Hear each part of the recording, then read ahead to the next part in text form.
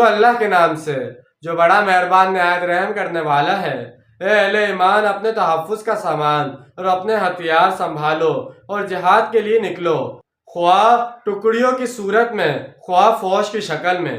اب ذکر آ رہا ہے قتال فی سبیل اللہ کا۔ یہ دوسری چیز تھی جو منافقین پر بہت بھاری تھی۔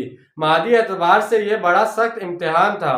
اطاعت رسول صلی اللہ علیہ وسلم زیادہ تر ایک نفسیاتی مرحلہ تھا، ایک نفسیاتی الجھن تھی، لیکن اپنا مال خرچ کرنا اور اپنی جان کو خطرے میں ڈالنا ایک خالص محسوس مادی شے تھی، یعنی جیسا موقع ہو اس کے مطابق الگ الگ دستور کی شکل میں یا اکٹھے فوج کی صورت میں نکلو۔ رسول اللہ صلی اللہ علیہ وسلم موقع کی مناسبت سے کبھی چھوٹے چھوٹے گروپ بھیجتے تھے، جیسے غزوہ بدر سے قبل آپ صلی اللہ علیہ وسلم نے 8 مبین روزانہ فرمائے، جبکہ غزوہ بدر اور غزوہ احد میں آپ صلی اللہ علیہ وسلم پوری فوج لے کر نکلے۔